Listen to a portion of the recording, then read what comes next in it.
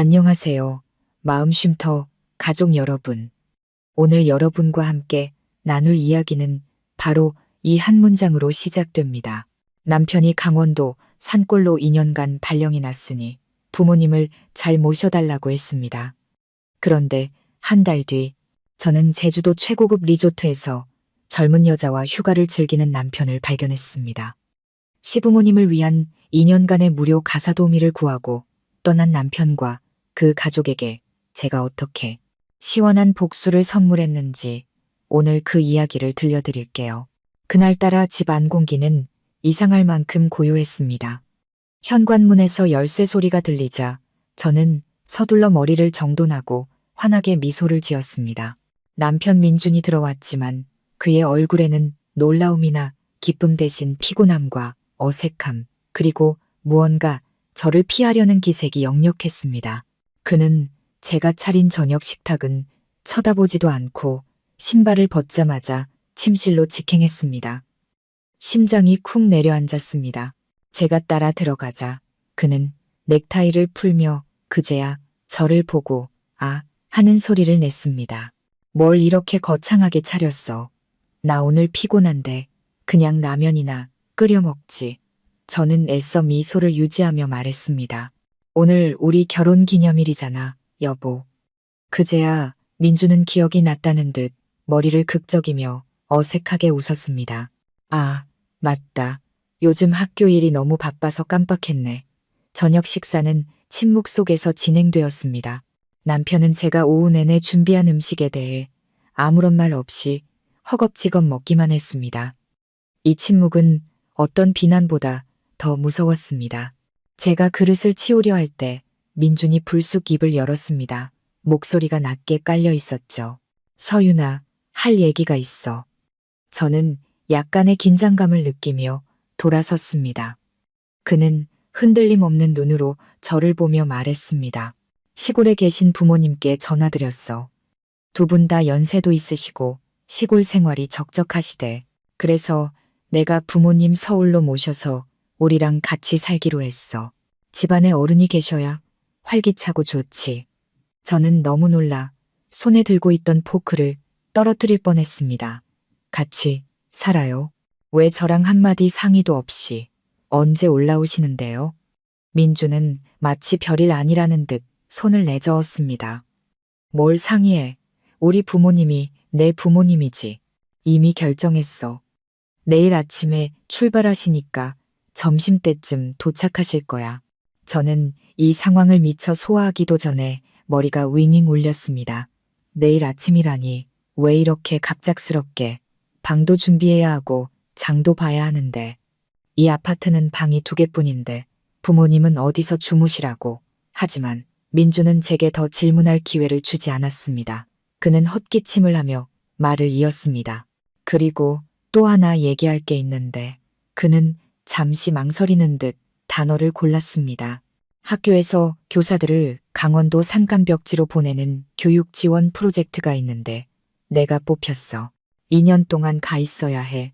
한 글자, 한 글자가 망치처럼 제 귀를 때렸습니다. 저는 귀가 먹먹해지는 것을 느꼈습니다.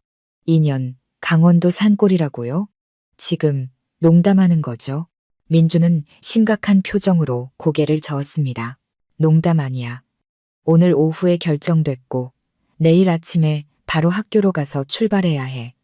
두 번째 충격이 너무 빠르게 덮쳐와 숨을 쉴 수가 없었습니다. 저는 그를 보며 모든 상황을 연결 지으려 애썼습니다. 잠깐만요. 내일 아침에 부모님이 올라오시고 당신도 내일 아침에 떠난다고요? 그것도 2년이나. 저는 제 남편, 지난 3년간 사랑했던 그 남자를 바라보았습니다. 식탁 위의 촛불이 갑자기 흔들리며 그의 얼굴에 두려울 정도로 낯선 그림자를 드리웠습니다. 우리의 3주년 결혼기념일 저녁 식사는 순식간에 제가 어떻게 깨어나야 할지 모를 악몽으로 변해버렸습니다. 제 목소리는 떨리다 못해 거의 갈라져 나왔습니다. 내일 당신이 떠나고 부모님도 오시면 그럼 저는요. 어떻게 저 혼자 부모님을 모시고 지내라는 거예요. 저는 그가 이건 그냥 시험해 본 거라거나 어떻게든 연기할 방법을 찾아보겠다고 말해주길 바랐습니다. 하지만 민주는 미간을 찌푸렸습니다. 그의 얼굴엔 귀찮다는 기색이 역력했죠. 마치 제 불안이 아주 성가신 일이라는 듯이요. 그는 손을 내저으며 말했습니다. 뭐가 문제야? 남도 아니고 우리 부모님인데 뭐가 무서워? 내가 없으니 오히려 부모님이랑 같이 지내는 게 낫지. 네가 부모님 잘 모시고 있으면 나도 마음 편히 다녀올 수 있고. 그의 말 한마디 한마디가 제 얼굴에 차가운 얼음물을 끼얹는 것 같았습니다. 네가 부모님 잘 모시고 있으면 나도 마음 편하더라. 제 몸의 피가 차갑게 굳는 것 같았습니다. 아, 그런 거였구나. 그는 나를 걱정한 게 아니었다. 자신의 짐을 내려놓고 있었던 것이다. 자신이 멀리 떠나기 전 부모님을 돌봐줄 2년짜리 무료 가사 도우미를 구한 것이었다. 갑작스러운 강원도 산골 프로젝트라는 건 너무나 완벽하게 짜인 탈출극처럼 들렸습니다. 저는 남편을 바라보았습니다. 목이 메어 더 이상 아무 말도 할 수 없었습니다. 그날 밤 저는 한숨도 자지 못했습니다. 민주는 달랐습니다. 그는 눕자마자 잠이 들었고 심지어 희미한 코골이 소리까지 냈습니다. 어두운 밤에 울려 퍼지는 그의 규칙적인 코골이 소리가 어찌나 낯설고 잔인하게 들리던지요. 저는 그에게 등을 돌리고 누워 소리 없이 눈물을 흘렸습니다. 베개가 축축하게 젖어갔습니다. 이 아파트는 제 것입니다. 이 삶도 제 것이었습니다. 그런데 왜 하룻밤 사이에 그의 독단적인 결정들로 모든 것이 뒤집혀야만 했을까요? 새벽 5시 알람이 울리자 민주는 벌떡 일어났습니다. 그는 분주하게 짐을 챙기기 시작했습니다. 캐리어는 제가 모르는 사이 이미 준비되어 있었습니다. 그는 옷 몇 벌만 더 챙겨 넣었습니다. 마치 이 모든 것이 오래전부터 계획된 일인 것처럼요. 저는 일어나 앉아 동틀녘의 희미한 빛 속에서 그의 뒷모습을 멍하니 바라보았습니다. 마음이 텅 비어버렸습니다. 오전 7시 민준이 막 캐리어 지퍼를 잠갔을 때 초인종이 울렸습니다. 저는 깜짝 놀랐습니다. 부모님 벌써 오셨나? 제가 심장을 졸이며 문을 열었습니다. 문 밖에는 시어머니와 시아버지가 서 계셨습니다. 그들 뒤에는 크고 작은 보따리와 쌀자루, 그리고 발이 묶인 토종닭 몇 마리까지 있었습니다. 시어머니는 저를 쳐다보지도 않고 집안을 훑어보았습니다. 민준도 캐리어를 끌고 나오며 다급한 목소리로 말했습니다. 아이고, 부모님, 왜 이렇게 일찍 오셨어요? 저 지금 막 가려던 참인데 너무 갑작스럽게 발령이 나서요. 시어머니는 아들을 힐끗 쳐다보며 약간 짜증 섞인 목소리로 말했습니다. 가긴 어딜 그렇게 급하게 가. 아무튼 조심해서 다녀와. 집안일은 서윤이가 다 알아서 할 테니. 그녀는 저를 새아가가 아닌 서윤이라고 불렀습니다. 거리감과 경멸이 가득 담긴 호칭이었죠. 시아버지는 말없이 짐을 들고 집 안으로 들어오셨습니다. 현관문 앞에서 순식간에 인수인계가 이루어졌습니다. 민주는 제 어깨를 한번 툭 쳤습니다. 아무런 감정 없는 가벼운 손길이었습니다. 집안일 잘 부탁한다. 나갈게. 그는 제 눈을 똑바로 쳐다보지도 못하고 서둘러 캐리어를 끌고 엘리베이터 쪽으로 향했습니다. 단 한 번도 뒤돌아보지 않았습니다. 엘리베이터 문이 닫히는 순간 제 보금자리의 문도 굳게 닫혔습니다. 저는 망연자실 서 있었습니다. 그때 등 뒤에서 시어머니의 목소리가 제 생각을 갈랐습니다. 그녀는 거실을 한 바퀴 둘러보더니 입술을 삐죽였습니다. 집이 왜 이렇게 좁고 답답해. 살림은 잔뜩 늘어놓고 말이야. 그러고는 우리 부부의 침실문을 손가락으로 가리켰습니다. 내가 나이가 들어서 뼈마디가 쑤시니 창문 크고 환한 방을 써야겠다. 내 짐 저 안방으로 옮겨놔라. 저는 시어머니를 보며 할 말을 잃었습니다. 그녀의 말은 부탁이 아닌 명령이었습니다. 저는 더듬거리며 말했습니다. 어머니, 거기는 저희 부부 침실이고 제 물건들이. 시어머니는 제 말을 잘랐습니다. 방이 다 거기서 거기지. 너희 젊은 것들은 아무 데서나 자도 되지만 난 늙어서 조용하고 넓은 데가 필요해. 그럼 저기 코딱지만 한 방에서 자라고? 그녀는 제가 서재로 쓰려던 작은 방을 가리켰습니다. 시아버지는 처음부터 끝까지 한마디도 하지 않으셨습니다. 그는 묵묵히 짐 보따리들을 들고 제 안방으로 들어갔습니다. 마룻바닥에 짐을 내려놓는 쿵 소리가 마치 제 미래가 내동댕이 쳐지는 소리처럼 무겁게 들렸습니다. 벽에 걸린 우리 결혼 사진 속에서 저와 민주는 환하게 웃고 있었지만 그 모습이 너무나 비극적으로 보였습니다. 저는 입술을 굳게 깨물고 눈물을 삼켰습니다. 다른 선택의 여지가 없었습니다. 저는 묵묵히 창고방을 치우고 제 짐을 그곳으로 옮겼습니다. 겨우 2평 남짓한 공간에 싱글 침대 하나와 조립식 옷장을 겨우 들여놓았습니다. 첫날 밤 저는 그 작은 방에서 몸을 웅크리고 누워 거실에서 들려오는 시부모님의 웃음소리와 TV 소리, 그리고 제 침실에서 들려오는 시아버지의 코 고는 소리를 들었습니다. 저는 마치 제 돈 주고 산 집에서 하숙하는 불청객이 된 것 같았습니다. 민준이 떠나자마자 시어머니는 군기를 잡기 시작했습니다. 아침에는 제가 베란다에서 애지중지 키우던 화분들을 전부 내다 버렸습니다. 이런 쓸데없는 걸 왜 키워? 자리만 차지하고 벌레만 꼬이게. 내가 여기다 파랑, 상추 좀 심어서 반찬이라도 해먹어야겠다.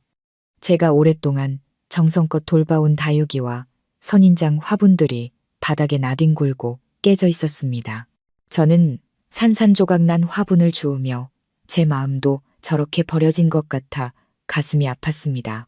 제가 처음 차린 저녁 식사에서 시어머니는 반찬을 몇 번 깨작거리더니 수저를 내려놓았습니다. 음식 솜씨가 왜 이 모양이야. 국은 싱겁고 생선은 짜고 서울 물가 비싸다더니 이렇게 맛없게 만드니 우리 민준이가 비쩍 마를 수밖에. 저는 아무 대꾸도 하지 못하고 고개를 숙인 채 밥을 넘겼습니다. 시아버지는 여전히 아무 말 없이 식사를 마치고 일어나셨습니다. 그 후의 날들은 진정한 지옥이었습니다. 제가 출근만 하면 시어머니는 시골에서 갓 상경한 친구들을 집으로 불러들였습니다. 20평 남짓한 제 아파트는 순식간에 시장 바닥으로 변했습니다. 시끄러운 웃음소리, 화투를 치며 내뱉는 거친 말들, 볼륨을 최대로 높인 TV 소리, 퇴근 후 녹초가 되어 집에 돌아오면 온 집안은 난장판이 되어 있었습니다. 바닥에는 해바라기 씨 껍질이 널려 있었죠. 시어머니는 저를 보고도 미안한 기색 하나 없이 오히려 큰 소리로 명령했습니다. 서윤이 왔냐? 이모님들 드시게 오렌지 주스 좀 갈아와라. 빨리빨리 움직여. 저는 낯선 얼굴들이 저를 쳐다보는 것을 느끼며 시어머니에게 말했습니다. 어머니, 저 방금 퇴근해서 너무 피곤해요. 그러자 그녀는 눈을 부라렸습니다. 피곤하긴 뭐가 피곤해. 밖으로만 놔둘 줄 알지. 시부모 공양하고 친구들 대접할 줄 모르는 며느리는 쓸모없어. 빨리 안 가? 저는 소리 없이 부엌으로 걸어갔습니다. 눈물이 핑 돌았습니다. 저는 이 집의 주인이었지만 이제는 남들 앞에서 구박받는 무급 가정부가 되어버렸습니다. 그날 밤 손님들이 민망한 표정으로 돌아간 후 시어머니는 제게 전쟁터를 치우라고 시켰습니다. 자신은 소파에 앉아 TV를 보며 손가락질을 해댔죠. 저기 더 닦아. 더럽잖아. 쓰레기는 왜 안 치워? 저의 자랑이자 안식처였던 20평 아파트는 이제 감옥이나 다름없었습니다. 그 후로도 숨막히는 날들이 계속되었습니다. 낮에는 회사에서 업무 스트레스에 시달리고 밤에는 시어머니의 끝없는 요구를 들어주며 집안일을 해야 했습니다. 숨 쉴 틈조차 없었습니다. 민준에게 시어머니가 친구들을 데려와 힘들다고 문자를 보냈지만 그는 읽고도 답이 없었습니다. 전화를 걸어도 받지 않았습니다. 일주일쯤 지났을까 시어머니 친구들과의 시끄러운 저녁 식사를 마치고 설거지를 하고 있는데 전화벨이 울렸습니다. 민준이었습니다. 심장이 반가움과 서러움으로 세차게 뛰었습니다. 저는 앞치마에 손을 닦고 베란다 구석으로 달려가 전화를 받았습니다. 작은 위로라도 받고 싶었습니다. 손에 거품이 묻어 있어 스피커폰으로 통화했습니다. 여보세요, 자기야. 수화기 너머에서는 지지직거리는 소리와 함께 민준의 피곤한 목소리가 들렸습니다. 서윤아, 여기 신호가 너무 약해서 집에는 별일 없나 전화해봤어. 그의 목소리를 듣자 그동안 쌓였던 서름이 한꺼번에 터져 나왔습니다. 저는 울음을 터뜨렸습니다. 여보, 나 너무 힘들어. 어머니가 우리 안방을 차지해서 나는 창고방에서 자. 매일 친구분들 데려와서 너무 시끄럽고 나 정말 못 견디겠어. 라임. 제 말이 채 끝나기도 전에 수화기 너머 민준의 목소리가 갑자기 짜증스럽게 변했습니다. 너 지금 무슨 소리 하는 거야? 신호가 약해서 잘 안 들리는데 내가 말했잖아. 부모님께 양보 좀 하라고. 어른들은 잠귀가 어두우시니 내가 아무 방이나 쓰면 되잖아. 넌 이 집 며느리니까 좀 철 좀 들어. 저는 할 말을 잃었습니다. 그는 잘 들리지도 않으면서 저를 나무라고 있었습니다. 제 편을 들어주지 않았습니다. 그는 계속해서 짜증 섞인 목소리로 말했습니다. 그리고 그런 사소한 일로 자꾸 전화해서 나 좀 귀찮게 하지 마. 나 여기서 엄청 고생하고 있어. 뭐 하나 제대로 된 게 없는데 네 푸념까지 들어줄 기운 없어. 집에서 부모님 모시는 게 그렇게 힘들어? 그의 말 한마디 한마디가 칼이 되어 제 심장을 찔렀습니다. 사소한 일이라고요? 제가 겪는 이 굴욕이 사소한 일이라고요? 그때 시어머니가 집 안에서 나왔습니다. 제가 통화하는 것을 듣고 우는 것을 보자 기회를 잡았다는 듯 달려와 제 손에서 휴대폰을 낚아챘습니다. 그녀는 휴대폰에 대고 애처롭게 울부짖었습니다. 아이고, 민준아, 내 아들아. 엄마, 여기서 너무 힘들다. 네가 없으니까 저것이 아주 나를 못 살게 군다. 저는 그녀의 연기를 보며 기가 막혔습니다. 그녀는 울며 불며 하소연하기 시작했습니다. 서윤이가 나한테 계속 얼굴 찡그리고 말대꾸하고 친구들도 못 오게 해. 오늘 아침에는 죽 좀 끓여달랬더니 바쁘다고 나를 쳐다보지도 않더라. 아들아, 나 여기서 더는 못 살겠다. 그냥 아빠랑 시골 내려가야겠다. 이상하게도 갑자기 통화 음질이 선명해졌습니다. 수화기 너머로 민준의 분노에 찬 목소리가 똑똑히 들렸습니다. 어머니, 진정하세요. 오시면 건강에 해로워요. 제가 그 여자랑 얘기할게요. 그는 저를 그 여자라고 불렀습니다. 그러고는 소리쳤습니다. 서윤이, 너 지금 뭐 하는 짓이야? 적당히 좀 해. 너네가 마음 편히 일하게 해줄 생각 없지. 내가 경고하는데 한 번만 더 우리 부모님 속 썩이면 내가 돌아가서 가만 안 둬. 또 전화가 끊겼습니다. 저는 온몸을 떨며 그 자리에 서 있었습니다. 시어머니는 악어의 눈물을 급히 닦아내며 입가에 승리의 미소를 지었습니다. 그녀는 아무 말 없이 집으로 들어갔지만 그 미소는 수천 마디의 욕설보다 더 끔찍했습니다. 이제야 알았습니다. 저는 이 전쟁에서 완전히 혼자였습니다. 남편은 동맹이 아니라 저를 이곳에 밀어넣고 이제는 이 감옥의 교도관이 된 사람이었습니다. 그 통화 이후 시어머니의 위세는 하늘을 찔렀습니다. 아들 민준이 자기 편이라는 확신이 생기자 남아있던 최소한의 눈치조차 보지 않았습니다. 제 20평 아파트는 그녀의 시골 친구들을 위한 사랑방이 되었습니다. 그들은 시간도 없이 드나들었습니다. 아침 일찍 제가 출근 준비를 할 때 들이닥치기도 하고 한밤중에 제가 자고 있을 때도 거실에서 TV를 보며 떠들었습니다. 집안은 담배 냄새와 음식 냄새로 진동했습니다. 저는 제 집에서 숨이 막혔습니다. 예전에는 직접 고른 소품 하나하나에 애정을 쏟았지만 이제는 이 공간에서 도망치고만 싶었습니다. 퇴근 후에는 쉬기는커녕 그들이 어질러 놓은 과자 부스러기, 담뱃재, 아무데나 뱉어놓은 가래침을 치워야 했습니다. 저녁 식사는 3명이 아니라 5, 7, 심지어 10명분을 준비해야 하는 날도 있었습니다. 시어머니는 당연하다는 듯 말했습니다. 내 친구가 내 친구지.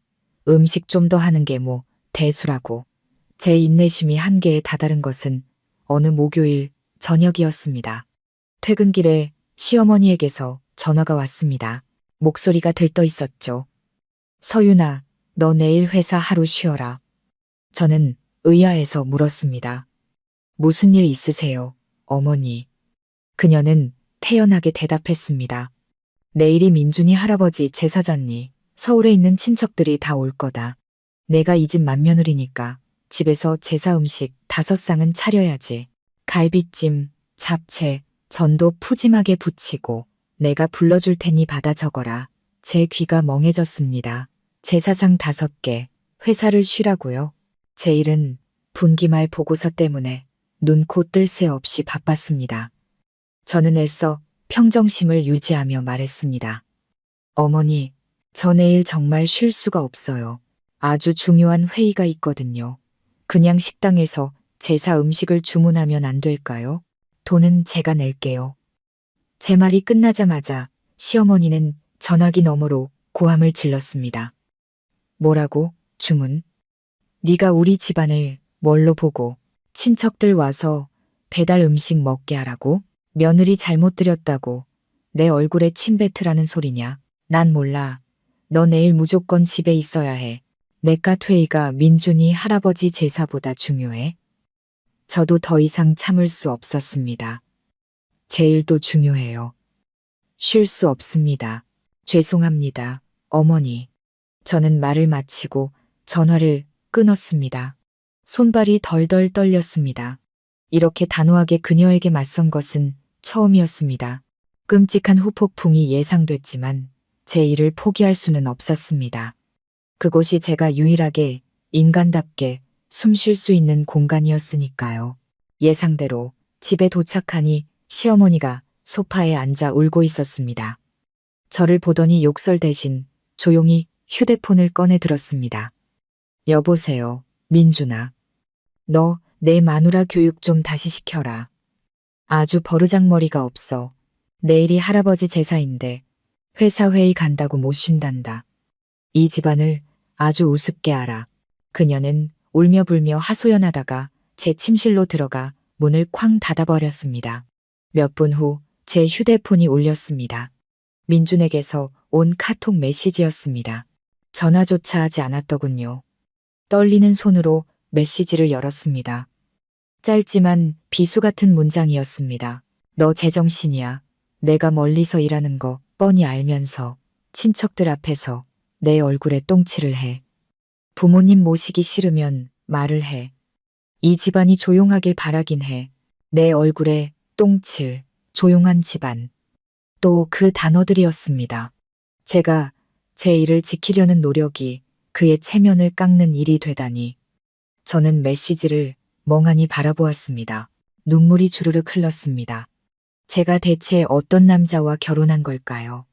그와 그의 어머니는 완벽한 한 팀이었고 저는 그들의 공동의 적이었습니다. 굳게 닫힌 침실문 너머에서 시어머니는 아마 아들에게 온갖 이야기를 덧붙이고 있겠죠. 저는 사방이 막힌 벽 앞에 선 기분이었습니다. 다음 날 저는 결국 출근을 감행했습니다. 제 일을 잃을 수는 없었습니다. 그건 제 마지막 자존심이었습니다. 제가 제사를 거부한 일로 집안에는 냉전이 시작되었습니다. 시어머니는 제게 말 한마디 걸지 않고 저를 투명 인간 취급했습니다. 식사도 시아버지와 둘이서만 하고 음식은 일부러 남겨 제가 치우게 했습니다. 차라리 욕설보다 이 침묵이 낫다고 생각했습니다. 하지만 그건 제 착각이었습니다. 이 침묵은 더 잔인한 공격을 위한 준비 과정일 뿐이었습니다. 냉전이 일주일쯤 계속되던 어느 아침, 제가 출근 준비를 하고 있는데 시어머니가 문을 막아섰습니다. 그녀는 차가운 얼굴로 손을 내밀었습니다. 멈춰봐. 시장 갈 돈이 다 떨어졌다. 저는 그녀가 화해하려는 줄 알고 안도했습니다. 네, 지난주에 20만 원 드렸는데 벌써 다 쓰셨어요? 얼마나 더 드릴까요? 시어머니는 코웃음을 쳤습니다. 20만 원. 이 서울에서 어른 셋에 매일 드나드는 내 친구들까지 먹이는데 그 돈으로 될 것 같아? 이번 달 전기세, 수도세도 너희가 온종일 집에 있으니 2배로 나왔어. 계산해 봤는데 이제부터 하루에 50만 원씩 내놔. 저는 제 귀를 의심했습니다. 네, 얼마라고요? 하루에 50만 원. 귀 먹었어? 한 달이면 500만 원이야. 그럼 우리가 굶어 죽으라는 거냐? 저는 경악했습니다. 제 월급은 300만 원이었습니다. 어떻게 한 달에 500만 원을 드릴 수 있겠어요? 그녀는 시장값을 달라는 게 아니었습니다. 저를 벼랑 끝으로 몰아가고 있었습니다. 제가 회사를 그만두게 하거나 제 비상금을 모두 털어내려는 속셈이었죠. 저는 차분히 설명했습니다. 어머니, 제가 하루에 50만 원이 어디 있어요? 제 월급은 한 달에 300만 원이에요. 식비랑 공과금은 제가 다 낼게요. 하지만 하루에 드릴 수 있는 건 10만 원이 전부예요. 그것만 해도 한 달이면 제 월급이랑 같아요. 하지만 시어머니는 제 타협을 받아들일 생각이 없었습니다. 그녀는 제가 자신을 모욕이라도 한 듯 날뛰기 시작했습니다. 10만 원, 네가 날 거지로 알아? 시부모가 그 정도밖에 안 돼? 그럴 줄 알았어. 너 딴 주머니 차지? 민준이 없으니까 딴 놈 만나려고 돈 모으는 거지. 이 발칙한 것. 그녀는 온갖 저속한 말로 저를 모욕하기 시작했습니다. 저는 그 뻔뻔한 모함에 충격을 받아 몸이 굳어버렸습니다. 제가 어찌할 바를 모르고 서 있는데 그녀가 저를 거칠게 밀치고 제가 머무는 창고방으로 돌진했습니다. 그녀는 제 허름한 조립식 옷장을 뒤엎었습니다. 옷가지들이 사방으로 흩어졌습니다. 그녀는 작은 서랍에 손을 뻗어 제가 가장 깊숙이 숨겨둔 붉은색 벨벳 상자를 꺼냈습니다. 그것은 제 결혼 예물이었습니다. 그녀가 상자를 열자 안에는 저희 엄마가 결혼식 날 제게 주신 유일한 선물인 순금 목걸이가 놓여 있었습니다. 그것은 제게 무엇과도 바꿀 수 없는 소중한 유품이었습니다. 저는 겁에 질려 달려들었습니다. 어머니, 뭐 하시는 거예요? 돌려주세요. 하지만 시어머니가 더 빨랐습니다. 그녀는 목걸이를 손에 꽉 쥐고 승리에 찬 목소리로 말했습니다. 아하, 여기다 돈을 숨겨놨구나. 이것도 몇백만 원은 되겠네. 그녀는 저를 쳐다보지도 않고 목걸이를 자신의 펑퍼짐한 몸빼바지 주머니에 쑤셔 넣었습니다. 이건 내가 가져간다. 석 달치 식비 미리 낸 셈쳐. 알아서 돈 더 마련해와. 안 그러면 민준이한테 전화해서 내 버르장머리를 고쳐놓으라고 할 테니까. 말을 마친 그녀는 턱을 치켜들고 거실로 나가 TV를 켰습니다. 어질러진 방에 저 혼자 남겨두고서요. 저는 차가운 바닥에 주저앉았습니다. 얼굴을 감싸 쥐자 눈물이 쏟아졌습니다. 그들은 제 집을 빼앗고 저를 모욕하더니 이제는 제 가장 소중한 유품까지 강탈해 갔습니다. 이것은 더 이상 평범한 고부 갈등이 아니었습니다. 이것은 조직적인 약탈이었고 제 남편은 그 약탈의 길을 열어준 공범이었습니다. 저는 아침이면 기계처럼 출근하고 저녁이면 기계처럼 돌아와 청소하고 요리하며 그 좁고 습한 창고방으로 기어 들어갔습니다. 시어머니의 횡포와 시아버지의 무서운 침묵에 갇혀 저는 세상과 고립된 기분이었습니다. 민준에게 더 자주 전화를 걸었습니다. 그가 그리워서라기보다는 여전히 남편이라 믿는 사람에게서 작은 위로라도 얻고 싶었기 때문입니다. 하지만 그는 거의 전화를 받지 않았습니다. 그가 다시 전화할 때는 항상 시부모님이 잠든 깊은 밤이었습니다. 저는 애원하듯 말했습니다. 여보, 우리 영상통화하면 안 될까? 보고 싶어. 하지만 그는 매번 서둘러 거절했습니다. 아, 서윤아. 여기 신호가 너무 약해서 영상통화는 바로 끊겨. 그리고 학교에서 몰래 쓰는 거라 안 돼. 이해 좀 해줘. 전화기 속 그의 목소리는 항상 다급했고 지지직거리는 소음 때문에 알아듣기 힘들었습니다. 그런데 이상한 점은 그가 전화할 때마다 산에서 부는 바람 소리 같지 않은 이상한 소리가 들린다는 것이었습니다. 규칙적으로 쏴 하는 소리. 한 번은 제가 파도 소리를 들었다고 확신했습니다. 저는 순진하게 물었습니다. 자기 있는 곳에 바다 있어? 그는 말을 더듬으며 웃었습니다. 무슨 소리야? 강원도 산골의 바다가 어딨어? 계곡 바람 소리겠지. 나 끊어야겠다. 누가 온다. 저는 제 의심을 애써 지웠습니다. 제가 너무 예민해서 헛것을 들었을 거라고요. 산골의 파도 소리가 웬 말이겠어요. 그 사이 시어머니는 점점 더 심해졌습니다. 금목걸이를 빼앗은 후 그녀는 저를 빚쟁이 취급했습니다. 제 인내심을 시험하려는 듯 온갖 말도 안 되는 자비를 시켰습니다. 어느 날 아침 제가 출근 준비를 서두르고 있는데 그녀는 더러운 빨래가 가득 담긴 대야를 화장실 바닥에 던졌습니다. 서윤아, 내 시아버지 속옷 좀 빨아놔라. 꼭 손으로 빨아. 세탁기 돌리면 옷감 상하니까. 저는 할 말을 잃었습니다. 시아버지의 더러운 속옷들이 널려 있는 것을 보자 속이 메스꺼웠습니다. 저는 떨리는 목소리로 말했습니다. 어머니, 저 출근해야 해요. 세탁기에 넣어주시면 안 될까요?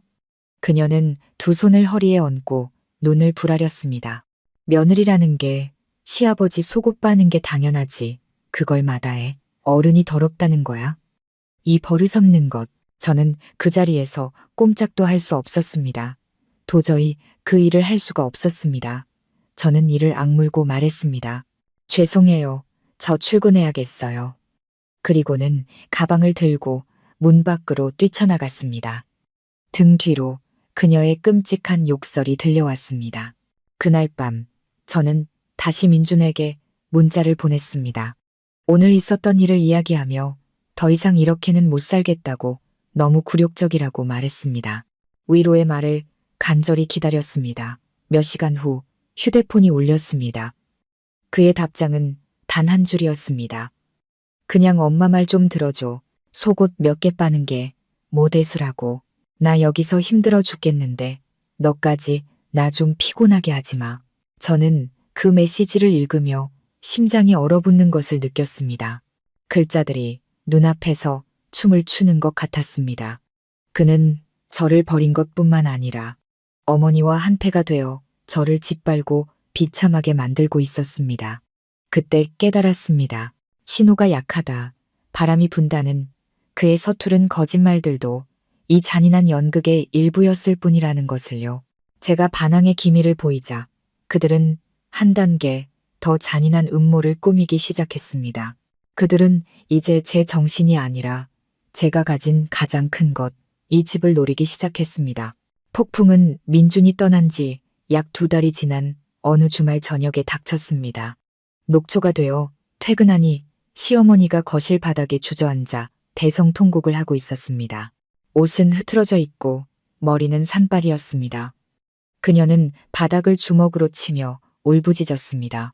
아이고, 영감. 당신 잘못되면 우리 모자는 어떻게 살라고. 아이고. 시아버지가 제 침실 침대에 누워 있었습니다.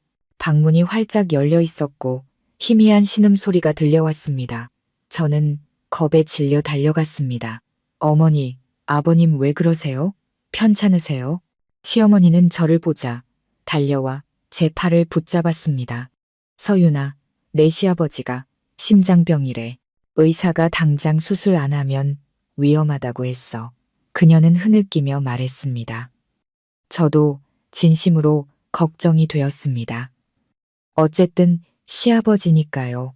어느 병원에서요. 진찰은 받으셨어요? 시어머니는 눈물을 닦으며 구겨진 종이 한 장을 내밀었습니다. 처방전인지 진단서인지 모를 종이었습니다. 여기. 아까 동네 병원 갔었는데 의사가 큰 수술이라고 외국 특수장비가 필요하대. 수술비가 5천만 원이란다. 5천만 원. 이제 어떡하니? 그녀는 날카로운 눈으로 저를 뚫어지게 쳐다보았습니다. 5천만 원이요. 저는 망연자실했습니다. 그렇게 큰 돈이 저한테 어디 있어요. 그 말을 듣자마자 시어머니는 발작하듯 소리쳤습니다. 그럴 줄 알았다. 너 시아버지 죽는 꼴 보고 싶지? 돈 아까운 거지? 이 불효막심한 것. 그녀는 제게 더 말할 틈도 주지 않고 바로 민준에게 전화를 걸었습니다. 민준아, 너 빨리 와야겠다. 네 아버지가 죽게 생겼는데 네 마누라가 돈 아깝다고 수술을 안 시켜준단다.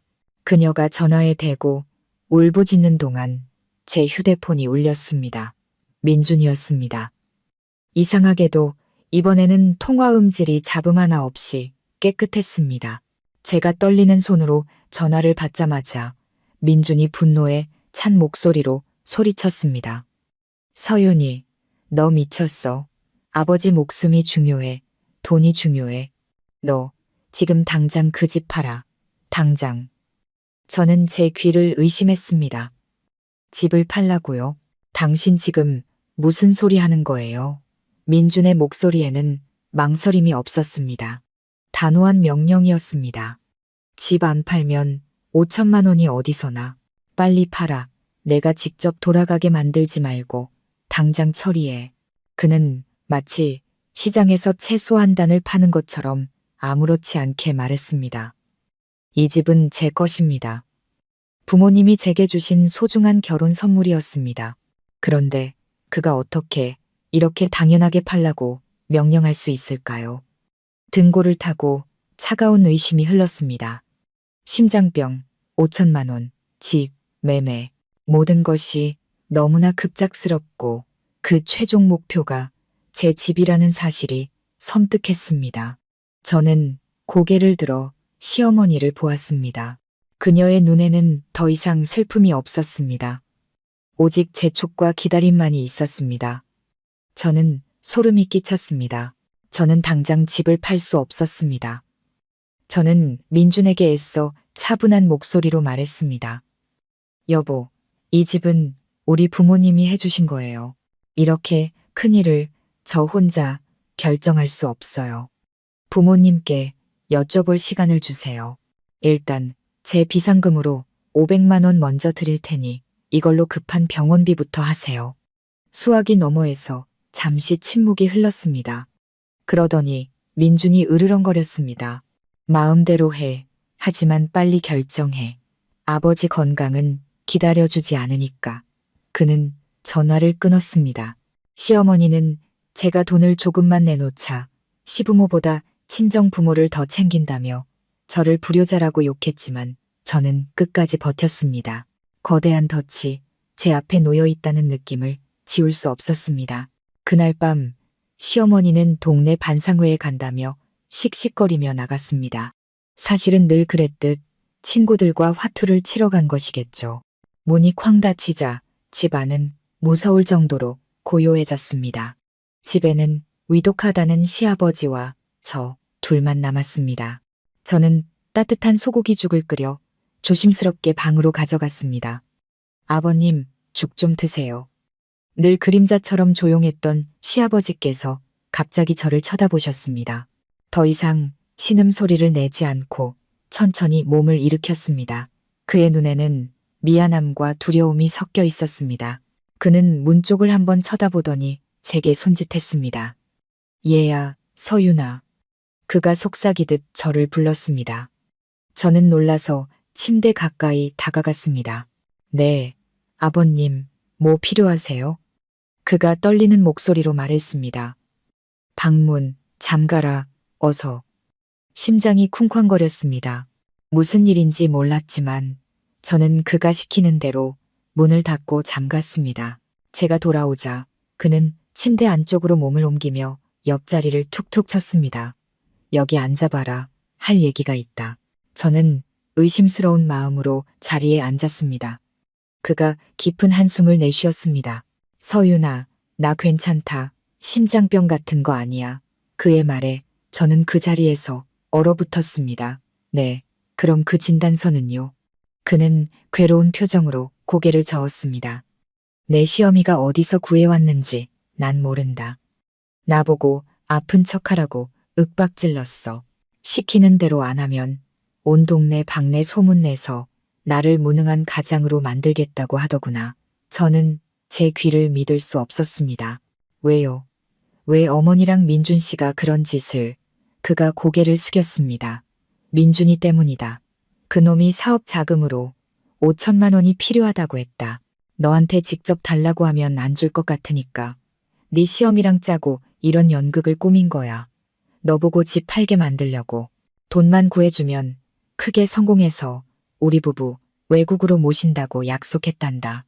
내 시어미가 그 말을 철석같이 믿고 이런 짓을 벌인 거고 그의 말 한마디 한마디가 천둥처럼 제 머리를 때렸습니다. 사기였습니다. 그들은 저를 상대로 사기극을 벌이고 있었습니다. 제 남편이 제 어머니와 공모해서 제 유일한 재산을 빼앗으려 했다니. 외국이라니. 강원도 산골에서 교사로 일하는 사람이 무슨 큰 사업이며 외국은 또 무슨 소리란 말인가. 모든 것이 앞뒤가 맞지 않았습니다. 시아버지가 갑자기 제 손을 잡았습니다. 그의 손은 앙상하고 떨리고 있었습니다. 서윤아, 내가 말했다고는 절대 말하면 안 된다. 내 시어미가 알면 날 죽이려 들 거야. 내가 보니 이건 너무 비겁한 짓이다. 그 집은 내 부모님이 해주신 건데 어떻게 너를 이렇게 속이냐. 미안하다. 정말 미안하다. 저는 그를 바라보았습니다. 복잡한 심정이었습니다. 그는 비겁했고 아내와 아들의 강요에 못 이겼지만 최소한의 양심은 남아 있었습니다. 저는 손을 빼고 차분히 일어섰습니다. 알겠습니다. 아버님, 푹 쉬세요. 저는 문을 열고 방을 나왔습니다. 머릿속이 아수라장이었습니다. 모든 것이 제 재산을 빼앗기 위한 연극이었다니 저는 더 이상 슬프지 않았습니다. 가슴속에서 역겨움만이 치밀어 올랐습니다.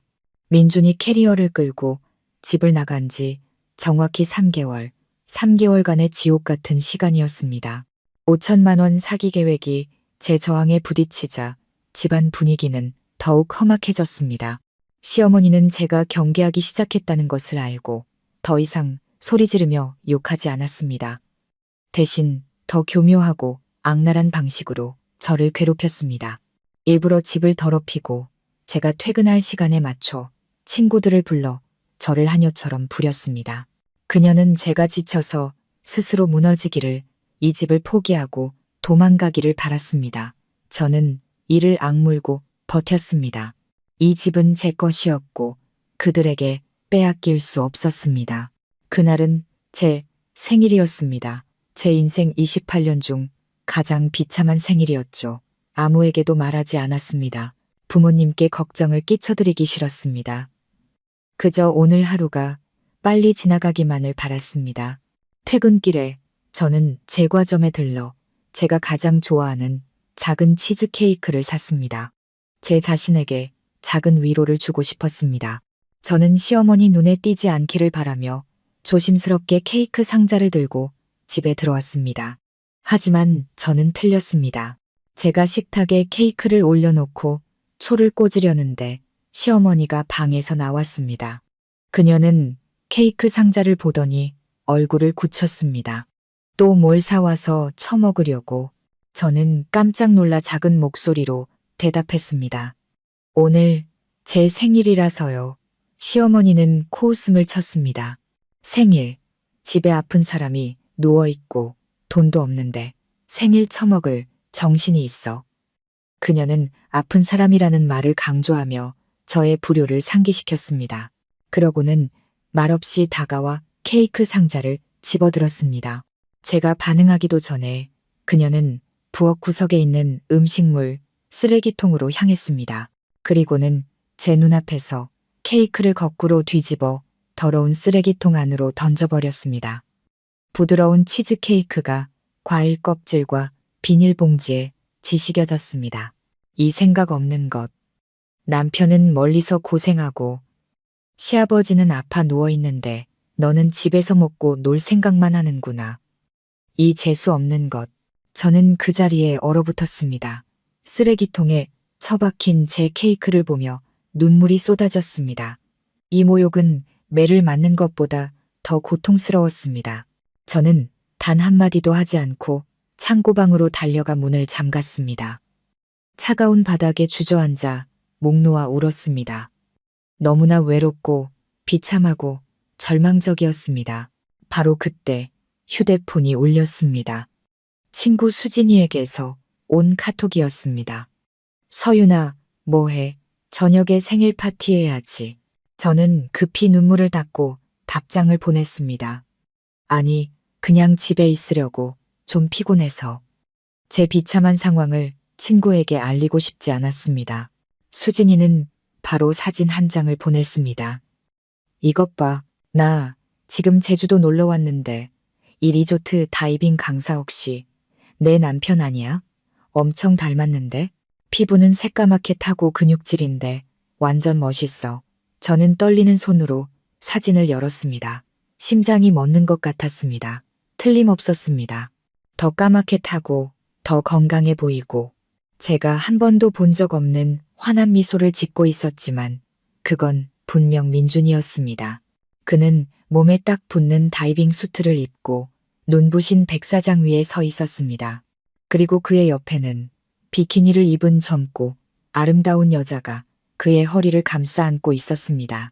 그녀는 그의 어깨에 다정하게 머리를 기대고 있었죠. 제주도 다이빙 강사. 저는 전화기 너머로 들려오던 이상한 소리들을 떠올렸습니다. 파도 소리, 시아버지의 말을 떠올렸습니다.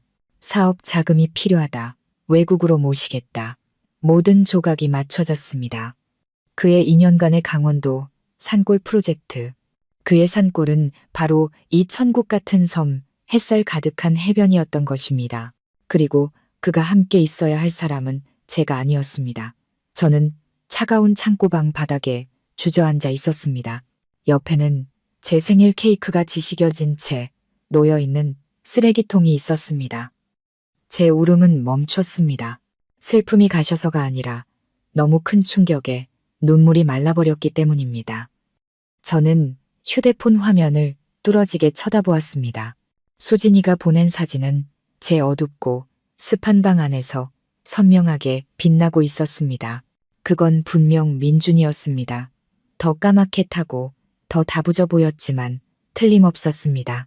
그리고 저 환한 미소, 자신감 넘치고 행복해 보이는 저 미소는 제가 지난 몇 년간 그에게서 보지 못했던 것이었습니다. 그는 눈부신 백사장 위에 서 있었고 그 뒤로는 푸른 바다가 펼쳐져 있었습니다. 그리고 저 여자, 섹시한 비키니를 입은 저 젊고 아름다운 여자는 그의 어깨에 편안하게 머리를 기대고 있었습니다. 제가 매일 밤 잡던 그의 손은 그녀의 잘록한 허리를 완벽하게 감싸고 있었습니다. 강원도 산골, 2년 프로젝트, 약한 신호, 계곡 바람 소리. 제가 애써 믿으려 했던 서투른 거짓말들이 눈앞에 선명하게 떠올랐습니다. 전화기 너머로 들었던 파도 소리는 헛것이 아니었습니다. 그것은 그가 제대로 숨기려 하지도 않았던 잔인한 진실이었습니다. 그는 제가 너무나 어리석고 순종적이어서 아무것도 눈치채지 못할 거라고 믿었던 것입니다. 시아버지의 말이 떠올랐습니다. 사업 자금 5천만 원이 필요하다. 외국으로 모시겠다. 이것이 그의 큰 사업이었을까요? 이 천국 같은 섬이 그의 외국이었을까요? 제 남편, 제가 늘 믿었던 체육교사 민주는 톤이라는 이름의 다이빙 강사가 되어 있었습니다. 그리고 저 여자는 누구일까요? 저는 떨리는 손으로 수진이에게 답장을 보냈습니다. 수진아, 확실해. 혹시 잘못 본 거 아니야? 다른 사진 있으면 더 보내줘. 몇 초 후 수진이는 10초짜리 짧은 동영상을 보내왔습니다. 그것은 제 마지막 희망을 산산조각 냈습니다. 영상 속에서 민주는 그 여자와 웃으며 무언가 이야기하고 있었습니다. 그의 웃음소리는 경쾌하고 상쾌했습니다. 그는 몸을 숙여 그녀의 머리카락에 가볍게 입을 맞췄습니다. 철썩이는 파도 소리, 근처 바에서 흘러나오는 신나는 음악 소리. 이곳은 명백히 최고급 리조트였습니다. 저는 휴대폰을 껐습니다. 분노와 배신감이 저를 무서울 정도로 냉정하게 만들었습니다. 쓰레기통에 처박힌 생일 케이크는 더 이상 저를 비참하게 만들지 않았습니다. 이 좁은 창고 방도 더 이상 답답하지 않았습니다. 저는 끝없는 공허함과 차가움을 느꼈습니다. 제가 사랑했던 남자, 남편이라 불렀던 그 사람은 조직적으로 저를 속였습니다. 그는 단순히 바람을 피운 것이 아니었습니다. 그는 완벽한 연극을 꾸며 그의 친부모를 이용해 저를 지옥으로 밀어넣고 자신은 다른 여자와 천국을 즐기고 있었던 것입니다. 이 순간부터 그는 더 이상 그가 아니었습니다. 그는 그냥 민준이라는 타인이었습니다. 저는 일어섰습니다. 울지 않았습니다. 창고방을 나와 태연하게 욕실로 들어가 세수를 했습니다. 거울 속 제 모습은 눈이 퉁퉁 붓고 얼굴은 창백했습니다. 안 돼. 무너질 수 없어. 이 진실이 어디까지 뻗어 있는지 내 눈으로 직접 확인해야 해. 5성급 리조트에서 근무하는 산골 교사라니 정말 기가 막힌 아이러니였습니다. 저는 수진이가 보낸 사진과 영상을 비밀 폴더에 저장하고 대화 기록을 깨끗이 지웠습니다. 그날 밤 저는 뜬 눈으로 밤을 새웠습니다. 그는 얼마나 오랫동안 나를 속여온 걸까? 저 여자는 누구일까? 그리고 가장 중요한 것, 왜 그는 산골이라는 연극을 꾸미고 그의 부모님을 내게 떠맡긴 걸까? 모든 것이 시아버지께서 말씀해 주신 것보다 훨씬 더 거대한 음모의 일부일지도 모른다는 생각이 들었습니다. 저는 더 이상 울거나 그에게 전화해서 따질 수 없었습니다. 그는 또 신호가 약하다고 둘러댈 것이고 그의 어머니는 저를 더 지독하게 괴롭힐 것입니다. 저는 혼자 움직여야 했습니다. 누구도 부인할 수 없는 증거가 필요했습니다. 저는 제주도로 가야 했습니다. 제 남편의 강원도 산골 프로젝트 현장을 제 눈으로 직접 봐야 했습니다. 다음 날 아침, 저는 평소처럼 일찍 일어나 시부모님의 아침 식사를 차렸습니다. 시어머니는 제 부은 눈을 보고 어제 케이크 때문에 운 것이라고 생각했는지 비웃었습니다. 이제야 주제 파악이 좀 되냐. 여자란 건 좀 밟아줘야 정신을 차린다니까. 저는 아무 말 없이 설거지를 했습니다. 제 순종적인 태도는 그녀를 만족시켰고 동시에 경계심을 풀게 만들었습니다. 제가 가장 먼저 한 일은 돈을 확인하는 것이었습니다. 제게는 500만 원짜리 비상금 통장이 있었습니다. 몇 년간 보너스와 부수입을 모아둔 돈이었죠. 민준에게는 말한 적이 없었습니다. 어쩌면 제 스스로 퇴로를 만들어야 한다는 본능이었을지도 모릅니다. 두 번째는 핑계였습니다. 며칠씩 집을 비울 이유가 필요했습니다. 회사 이메일을 열었습니다. 운 좋게도 부장님이 3일간의 외부 고객 세미나 참석자 공지 메일을 보냈습니다. 평소 같으면 피했을 출장이었지만 지금은 제게 구명보트와 같았습니다. 저는 즉시 제주도 왕복 항공권을 예매했습니다. 수진이가 사진을 찍었던 바로 그 리조트에 방도 예약했습니다. 그와 가장 가까운 곳에 있어야 했습니다. 그가 누구와 무엇을 하는지 알아야 했습니다. 그날 오후 저는 시어머니에게 차분하게 말했습니다. 어머니, 회사에서 3일간 갑자기 출장을 가라고 하네요. 시어머니는 즉시 미간을 찌푸렸습니다. 출장은 무슨 놈의 출장이야. 저는 태연한 목소리를 유지하려 애썼습니다. 네, 중요한 고객 세미나라서요. 부장님이 꼭 가라고 하셔서요. 시어머니는 입술을 삐죽였습니다. 아주 잘 됐네. 밥축내는 입 하나 줄어서 좋지. 그런데 가는 건 가고 3일치 시장값은 내놓고 가. 하루 50만 원씩 150만 원. 그녀는 제가 또 반박할 거라고 생각했지만 저는 미리 준비해둔 돈을 꺼냈습니다. 네, 알고 있어요. 여기 200만 원 드릴게요. 아버님 몸보신할 것도 좀 사세요.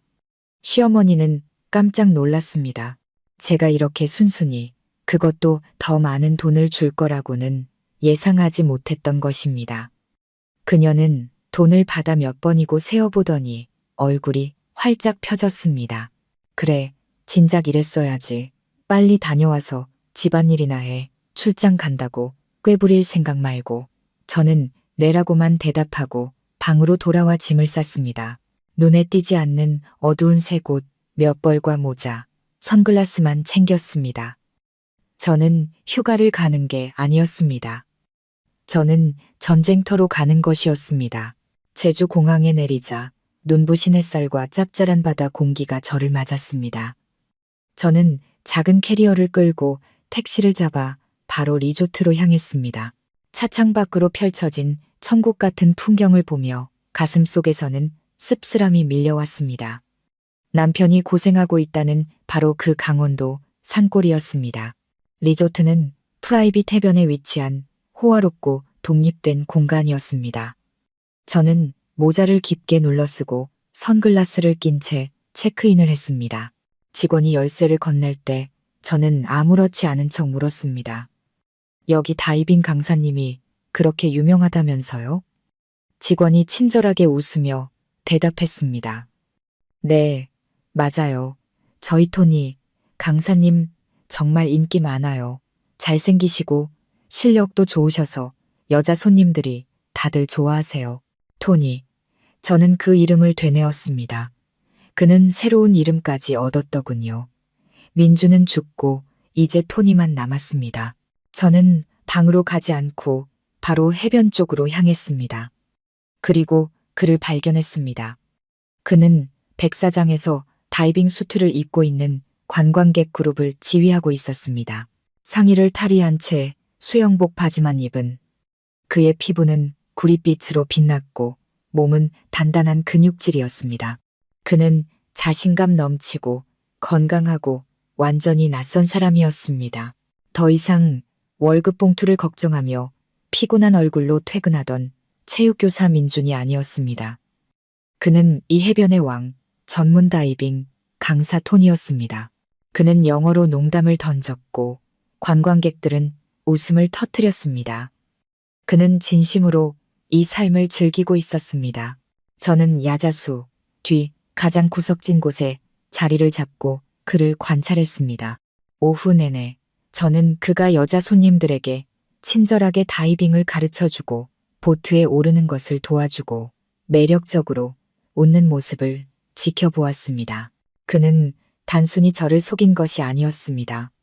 그는 제가 전혀 모르는 또 다른 삶, 이중 생활을 하고 있었습니다. 강원도 산골 프로젝트, 약한 신호, 모든 것은 그가 원하는 삶을 마음껏 살기 위한 완벽한 위장이었습니다. 그리고 저와 그의 부모님은 그가 방해받지 않도록 그 위장막을 지켜주는 파수꾼이었던 것입니다. 목구멍까지 분노가 치밀어 올랐습니다. 큰 사업, 외국, 모든 것이 바로 여기였습니다. 그는 제 어리석음과 사랑을 발판 삼아 사업을 하고 있었던 것입니다. 해가 질 무렵 마지막 손님들이 떠나자 그가 피곤한 듯 기지개를 켰습니다. 그때 밭쪽에서 한 여자가 걸어왔습니다. 순백의 드레스를 입고 긴 머리를 늘어뜨린 저보다 젊고 아름다운 여자였습니다. 그녀가 건네는 물을 받아든 그의 얼굴에 수진이의 사진 속에서 봤던 그 환한 미소가 떠올랐습니다. 그는 그녀의 뺨에 흘러내린 머리카락을 부드럽게 넘겨주었습니다. 조금의 망설임도 없는 아주 능숙한 몸짓이었습니다. 그들은 노을이 지는 해변에 서서 완벽한 한 쌍의 연인처럼 보였습니다. 그리고 저는 야자수 그늘 아래서 유령처럼 그들의 행복을 지켜보고 있었습니다. 그 여자는 사진 속 바로 그 여자, 남편의 내연녀였습니다.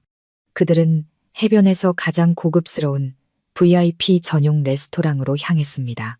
제 테이블에서 불과 몇 미터 떨어진 곳을 지나갈 때 심장이 멎는 것 같았습니다. 다행히 그들은 저를 알아보지 못했습니다. 저는 여자의 목소리를 얼핏 들었습니다. 오늘 힘들었죠? 자기가 좋아하는 랍스터 시켜놨어요. 집에서는 제가 끓여주는 된장찌개만 먹던 교사 일이 힘들다고 늘 불평하던 남편 민준이 이제 5성급 레스토랑에서 랍스터를 먹고 있었습니다. 이 잔인한 대조에 헛웃음이 나왔습니다. 나중에 직원을 통해 알게 된 사실이지만 그 여자는 이 리조트의 지배인이었습니다. 아니, 정확히는 이 리조트 체인을 소유한 그룹 회장님의 외동딸이었습니다. 민준. 아니, 토니는 단순한 다이빙 강사가 아니라 그 회장 딸의 남자친구였습니다.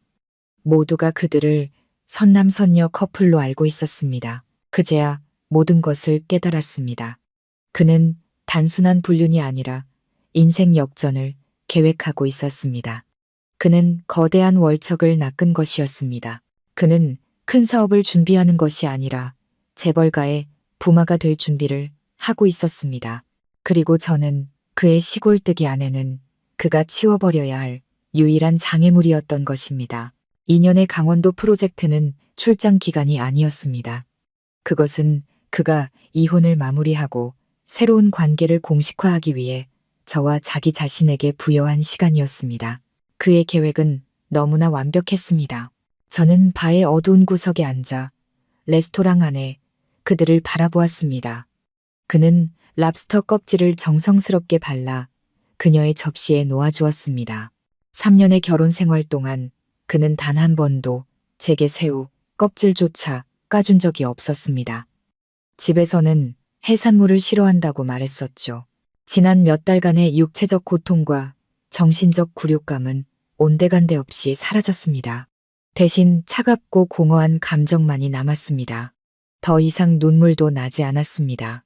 식사를 마친 그들이 해변을 산책하려는 듯 일어섰습니다.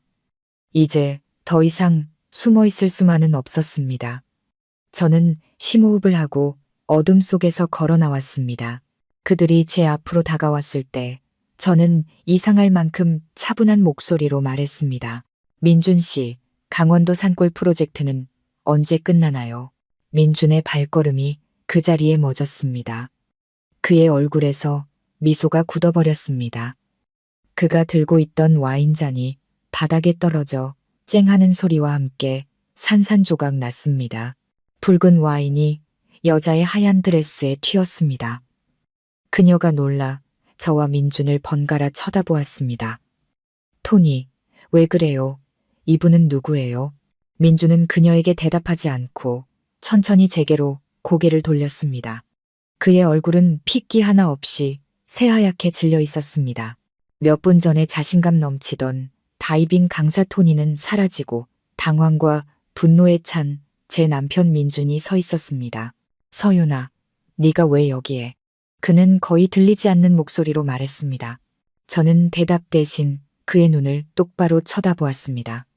제 눈빛은 밤바다보다 더 차가웠을 겁니다. 여자가 다시 물었습니다.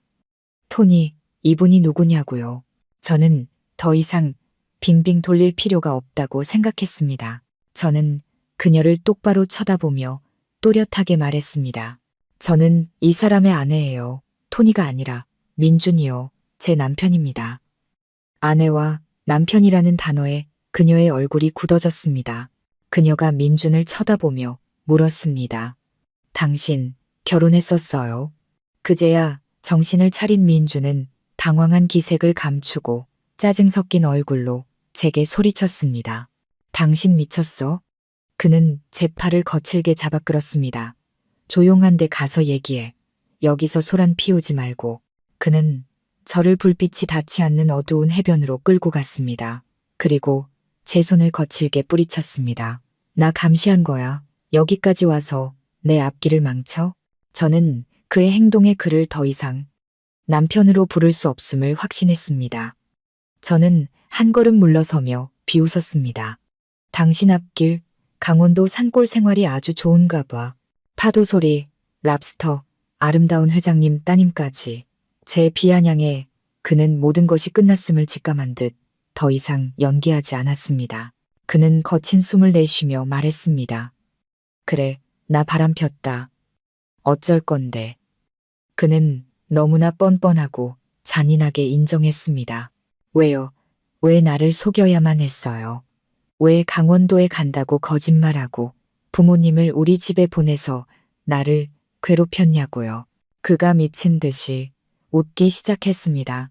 소름 끼치는 웃음소리였습니다. 괴롭혔다고? 네가 참 순진하구나, 서윤아. 내가 우리 부모님을 너랑 살게 하고 싶었을 것 같아? 그는 제게 다가와 귓가에 속삭였습니다. 그 목소리에는 아기가 가득했습니다. 나는 그 집이 필요했어. 아까 그 여자, 유라 아버지께서 이 그룹 회장님이야. 곧 한국에 돌아오시는데 그분께 드릴 그럴듯한 선물이 필요했거든. 저는 그 자리에서 얼어붙었습니다. 심장이 멎는 것 같았습니다. 선물이라고요? 제 집을, 부모님이 제게 주신 그 집을요? 그는 미래의 장인에게 잘 보이기 위한 선물로 제 집을 원했던 것입니다. 그는 자신의 완벽한 계획을 자랑스럽게 털어놓았습니다. 그는 유라를 만난 지 1년이 다 되어가고 평범한 제 삶에 염증을 느끼고 있었다고 했습니다. 그는 재벌 딸을 낳은 후 인생 역전의 기회를 잡았다고 생각했지만 빈손으로 이혼할 수는 없었습니다. 그래서 그의 어머니와 함께 이 연극을 꾸민 것입니다. 강원도 프로젝트는 그가 집을 떠나 유라에게 집중하고 동시에 불쌍한 이미지를 만들기 위한 핑계였습니다. 그리고 시어머니를 저희 집에 보낸 것은 계획의 핵심이었습니다. 내 생각에 우리 엄마가 그 좁은 아파트에서 살고 싶어 하셨을 것 같아. 아니, 엄마는 임무를 띠고 가신 거야.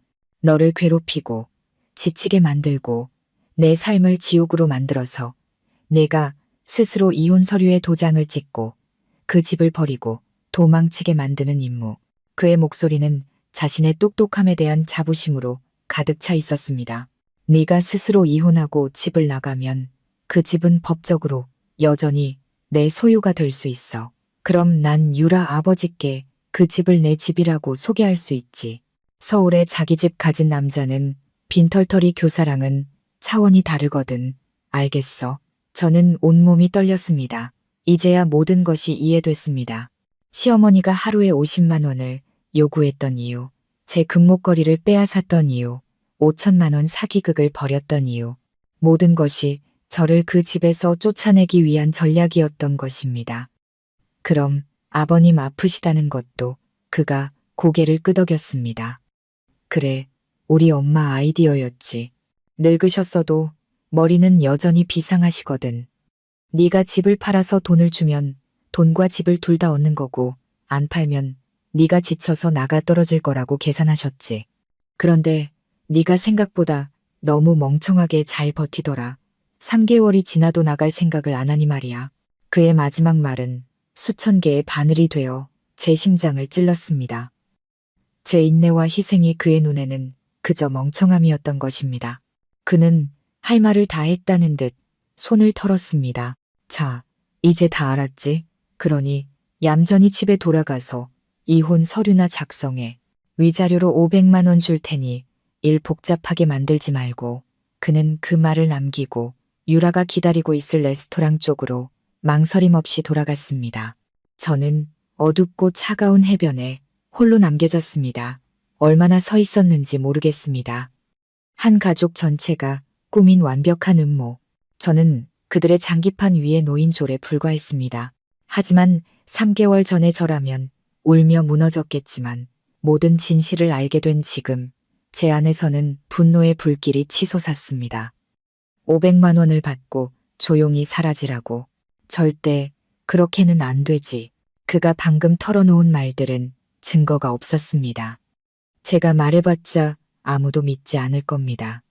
저는 누구도 부인할 수 없는 명백한 증거가 필요했습니다. 저는 호텔로 돌아왔습니다. 제게는 아직 하루의 시간이 남아 있었습니다. 다음 날 아침 저는 섬에 있는 흥신소에 연락했습니다. 제 마지막 비상금을 쓸 때가 온 것이었습니다. 저는 탐정에게 제 남편 민준과 내연녀 유라의 사진과 영상을 찍어달라고 의뢰했습니다. 가장 은밀한 모습으로 찍어주세요. 그리고 가장 중요한 것, 그가 유부남인 사실을 인정하고 재산을 빼앗기 위해 이혼을 계획하고 있다는 내용의 녹음 파일이 필요합니다. 탐정은 비용이 만만치 않을 거라고 했습니다. 저는 제 비상금 통장 500만 원을 보여주며 말했습니다. 이 돈을 다 드릴 수 있어요. 그 녹음 파일만 확실하게 구해다 주세요. 그는 24시간이 필요하다고 했고 저는 동의했습니다. 그날 밤 저는 뜬 눈으로 밤을 새웠습니다. 다음 날 오후 공항으로 가기 직전에 탐정에게서 연락이 왔습니다. 그는 제게 작은 USB 하나를 건넸습니다. 성공했습니다, 사모님. 두 사람이 호텔 방에서 나눈 대화를 녹음했습니다. 저는 비행기 안에서 차가운 진실이 담긴 USB를 손에 꽉 쥐었습니다. 3일간의 출장은 배신이라는 깊은 바닷속으로의 다이빙이었습니다. 저는 지친 아내로 떠났다가 모든 것을 파괴할 수 있는 비밀을 품은 이방인이 되어 돌아왔습니다. 집에 도착한 것은 자정이 다 되어서였습니다. 조용히 문을 열고 들어서자 집안은 여전히 곰팡이와 담배 냄새로 가득했습니다. 제가 가방을 내려놓는 순간 거실 불이 켜졌습니다. 소파에는 시어머니가 살기등등한 얼굴로 앉아 있었습니다. 출장 잘 다녀오셨나? 어딜 싸돌아다니다. 이제 기어들어와? 저는 피곤해서 대꾸할 힘도 없었습니다. 비행기가 연착돼서요. 피곤해서 먼저 들어갈게요. 제가 방으로 향하려는데 그녀가 일어나 제 앞을 막아섰습니다. 그리고는 물이 뚝뚝 흐르는 검은 쓰레기 봉투를 제 발 앞에 던졌습니다. 네가 할 일은 하고 자야지. 쓰레기나 버리고 와. 그녀는 제가 어디를 다녀오든 이 집에서 제 위치는 하녀라는 것을 상기시키고 싶었던 것입니다. 저는 이상하게도 더 이상 굴욕감을 느끼지 않았습니다. 오히려 그녀가 불쌍하게 느껴졌습니다. 자신의 아들이 꾸민 강원도 프로젝트의 진실을 제가 전부 알아챘다는 사실도 모른 채 의기양양해 있는 모습이 말입니다. 저는 말없이 쓰레기 봉투를 들고 나가 버렸습니다.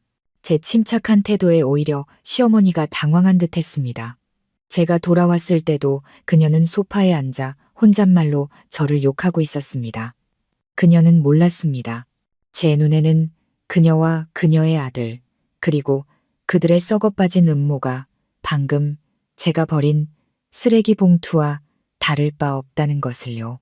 그 후 며칠간 저는 그림자처럼 살았습니다. 겉으로는 여전히 순종적인 며느리였지만 뒤에서는 비밀리에 움직였습니다. 가장 먼저 변호사를 찾아갔습니다. 친구 수진이가 소개해준 여성 변호사였습니다. 저는 그녀에게 모든 것을 털어놓고 USB를 건넸습니다. 변호사는 제 이야기를 듣고 가장 중요한 것을 확인했습니다. 이 집 결혼 전에 서윤 씨 부모님께서 사주신 거죠?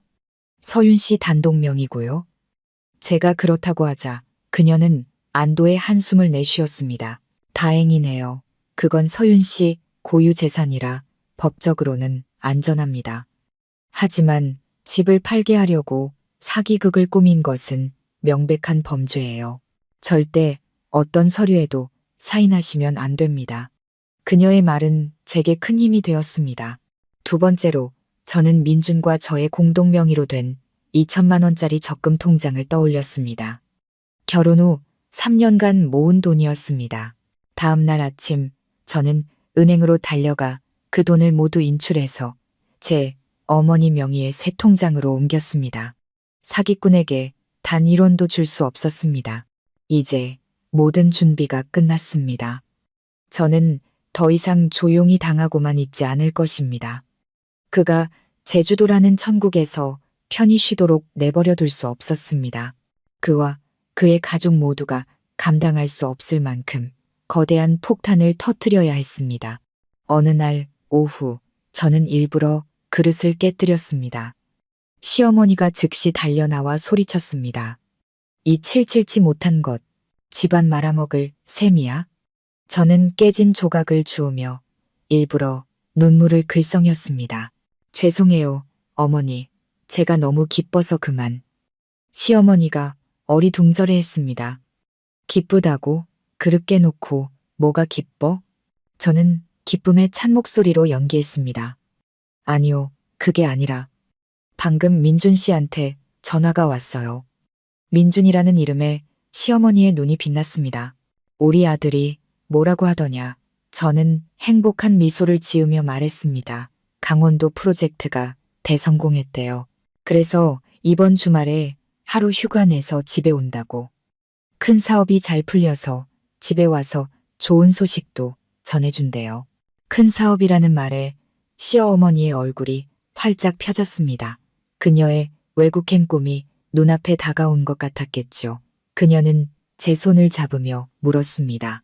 정말이냐? 언제 온다고? 이번 주말에요. 어머니랑 저보고 아주 맛있는 음식 푸짐하게 차려놓고 기다리래요. 가족 다 같이 모여서 축하 파티하자고요. 시어머니는 너무 기뻐서 어쩔 줄 몰라 했습니다. 그래, 그래, 우리 아들 장하다. 서윤아, 너 주말에 갈비찜에 잡채 아주 진수성찬으로 준비해야 한다. 저는 순순히 대답했습니다. 네, 어머니, 걱정 마세요. 그녀는 몰랐습니다. 이 가족 파티가 정말로 축하 파티가 될 것이라는 것을. 하지만 그 축하의 대상은 그녀가 아니었습니다. 저는 시장에서 가장 좋은 재료들을 샀습니다. 그를 환영하기 위해서가 아니라 그와 그의 가족을 제 인생에서 영원히 떠나보내기 위한 마지막 만찬을 준비하기 위해서였습니다. 주말이 되었습니다. 아침부터 시어머니는 분주하게 저를 지휘했습니다. 미용실에 가서 머리까지 하고 가장 아끼는 옷을 꺼내 입었습니다. 시아버지도 새 셔츠를 입고 긴장된 얼굴로 거실에 앉아 계셨습니다. 저는 묵묵히 부엌에서 음식을 만들었습니다. 이상할 만큼 마음이 차분했습니다. 저녁 6시 상다리가 휘어질 듯한 진수성찬이 차려졌습니다. 시어머니는 안절부절 못하며 시계와 현관문을 번갈아 쳐다보았습니다. 우리 아들 왜 이렇게 안 와? 전화해봤어? 저는 태연하게 대답했습니다. 네, 바로 집으로 온다고 했어요. 전화하지 말래요. 어머니 깜짝 놀라게 해드리려고요. 저녁 7시가 되어도 그는 나타나지 않았습니다. 시어머니가 초조해하며 말했습니다. 차가 막히나? 어서 전화해봐. 서윤아. 저는 미소를 지으며 고개를 저었습니다. 전화할 필요 없어요. 어머니. 그는 못 와요. 시어머니의 얼굴에서 미소가 굳었습니다. 너 지금 무슨 소리야? 나한테 거짓말한 거야? 저는 여전히 미소를 띤 채 말했습니다. 거짓말 아니에요. 그가 바빠서 못 오는 대신 큰 사업 성공 기념 선물을 먼저 보내왔거든요. 저는 거실 TV 앞으로 걸어가 주머니에서 USB를 꺼내 연결했습니다. 시부모님은 의아한 얼굴로 제게 다가왔습니다. 저는 리모컨의 재생 버튼을 눌렀습니다. 화면에는 푸른 바다와 백사장이 펼쳐졌습니다. 그리고 주인공이 등장했습니다. 구릿빛 피부에 근육질 몸매를 한 다이빙 강사, 토니, 제 남편이자 그녀의 아들이었습니다. 시어머니가 소리쳤습니다. 우리 아들이 저긴 왜 있어? 다음 장면, 그는 비키니를 입은 젊은 여자와 웃으며 포옹하고 있었습니다. 시어머니가 날카롭게 소리쳤습니다. 저 계집애는 또 누구야? 그리고 제가 500만 원을 주고 산 영상이 재생되었습니다. 호텔방 안에서의 은밀한 장면들, 그리고 그들의 대화가 선명하게 흘러나왔습니다. 걱정 마, 유라야. 집에 있는 마누라는 곧 쫓아낼 수 있어. 걔 엄청 멍청하거든. 민준의 목소리였습니다. 시어머니는 그 자리에서 얼어붙었습니다. 우리 엄마랑 짠 계획이 완벽해. 엄마가 계속 괴롭히면 걔가 알아서 집 버리고 나갈 거야. 그 집은 유라, 너희 아버지께 드릴 선물이고. 영상이 끝나고 화면은 검게 변했습니다. 그 위로 시부모님의 경악한 얼굴이 비쳤습니다. 진수성찬의 맛있는 냄새는 역겨운 거짓말의 악취로 변해버렸습니다. 시아버지는 의자를 붙잡고 휘청거렸습니다. 충격보다는 부끄러움 때문이었을 겁니다. 시어머니의 얼굴은 분노로 붉어졌다가 공포로 새하얗게 질렸습니다. 그녀는 저를 향해 손가락질하며 비명을 질렀습니다. 네가 감히 우리 아들을 해치려고 이런 걸 조작해? 그녀는 리모컨을 빼앗아 들었지만 손이 너무 떨려 제대로 누르지도 못했습니다. 네가 편집한 거지? 이딴 걸 어디서 구했어? 네가 감히 우리 아들한테 덫을 놔? 저는 태연하게 USB를 뽑아 주머니에 넣었습니다. 그리고 그녀를 차갑게 바라보았습니다. 덫을 놓다니요. 저는 그냥 어머님 아드님의 강원도에서 선물을 가져왔을 뿐이에요. 눈부신 햇살과 푸른 바다, 그리고 아름다운 회장님 따님까지요. 어머님 말씀대로 진수성찬으로 파티도 준비했잖아요. 그가 함께 식사하고 싶은 사람이 우리가 아니라는 게 유감이지만요. 제 침착한 태도에 그녀는 이성을 잃었습니다. 그녀는 제게 달려들며 소리쳤습니다. 다 너 때문이야. 이 재수 없는 것. 네가 남편 간수 하나 제대로 못해서 이 사달이 난 거야. 저는 그녀가 부끄러워할 것이라고 생각했지만 착각이었습니다. 그녀는 모든 잘못을 제게 돌렸습니다. 너 결혼하고 3년 동안 애 하나 못 낳았잖아. 대를 이을 아들을 못 낳아주니 우리 아들이 밖에서 씨를 구하는 게 당연하지. 누굴 탓해. 그녀의 말은 비수가 되어 제 가슴에 밝혔습니다. 제가 아이를 갖지 못한 것이 그들의 배신과 탐욕을 정당화하는 이유가 되다니요. 저는 더 이상 분노도 느끼지 못했습니다. 오직 경멸만이 남았습니다. 어떻게 그런 말씀을 하세요? 그가 바람 피우고 사기친 건데 그걸 제 탓으로 돌리세요. 그녀가 비웃었습니다. 그래, 내 탓이다. 우리 아들은 잘나고 똑똑해. 더 좋은 여자를 만날 자격이 있어. 너 같은 여자가 우리 집에 들어와서 눌러 앉았으면 내 분수를 알아야지. 남편 시중도 못 들고 손주도 못 낳아주는 며느리는 이 집으로 죗값을 치러야지. 그녀는 모든 것을 쏟아내고 소파에 주저앉았습니다. 시아버지는 고개를 푹 숙이고 있었습니다. 저는 조용히 방으로 들어가 2가지를 가지고 나왔습니다. 그리고는 식탁 위에 올려놓았습니다. 하나는 깔끔하게 정리된 서류 뭉치였고 다른 하나는 방금 TV에서 뽑은 USB였습니다. 저는 더 이상 그녀를 어머니라고 부르지 않았습니다. 아주머니, 말씀 다 하셨어요? 제 호칭에 그녀가 놀라 저를 쳐다보았습니다. 너 감히 나한테 아주머니라고 했어. 저는 그녀의 말을 무시하고 서류 뭉치를 가리켰습니다. 아주머니와 아드님께 2가지 선택지를 드리죠. 첫 번째, 여기 제가 서명한 이혼 합의서가 있습니다. 아주머니와 아저씨는 오늘 밤 당장 짐 싸서 시골로 내려가세요. 그녀가 비웃었습니다. 네가 뭔데 날 쫓아내. 저는 그녀의 말을 잘랐습니다. 이 집은 제 명의로 된 혼전 재산입니다. 법이 저를 보호하죠. 아드님이 여기에 서명하면 저는 그에게서 단 1원도 받지 않겠습니다. 그가 말한 위자료 500만 원도 필요 없어요. 조용히 떠나주면 이 일은 여기서 끝입니다. 아드님은 원하던 대로 재벌가 사위가 될 수 있겠죠. 아직 그럴 능력이 남아있다면요. 그녀의 얼굴색이 변했습니다. 제가 500만 원 이야기까지 아는 것에 충격을 받은 듯 했습니다. 그녀가 망설이는 사이 저는 2번째 선택지를 제시했습니다. 저는 USB를 들어보였습니다. 2번째 선택지, 아주머니가 여기서 버티시겠다면 저는 이 USB의 복사본을 유라씨, 아버지, 그 그룹 회장님께 보내겠습니다. 쨍그랑 시아버지가 찻잔을 떨어뜨렸습니다. 시어머니의 얼굴은 새하얗게 질렸습니다. 저는 말을 이었습니다. 아주 멋진 편지와 함께요. 미래의 사위 토니가 사실은 유부남 민준이며 아내의 재산을 빼앗기 위해 자기 친어머니까지 동원의 사기극을 벌였다고 전부 다 알려드릴 겁니다. 과연 회장님께서 사기꾼 집안을 사돈으로 맞이하고 싶어 하실까요? 아드님의 부막꿈, 아주머니의 외국행 꿈, 모든 것이 물거품이 되겠죠. 아니면 사기죄로 감옥에 갈 수도 있겠네요. 증거는 충분하니까요. 그만해. 시어머니가 비명을 질렀습니다. 그녀는 완전히 무너졌습니다. 그녀는 더 이상 기세등등한 시어머니가 아니었습니다. 그녀는 저를 경멸이 아닌 애원의 눈빛으로 쳐다보았습니다. 저는 한 걸음 물러서며 말했습니다. 선택하세요. 조용히 떠나서 아들의 마지막 체면이라도 지켜주든가 아니면 제가 이 USB를 보내든가 5분 드리겠습니다. 시아버지가 먼저 움직였습니다.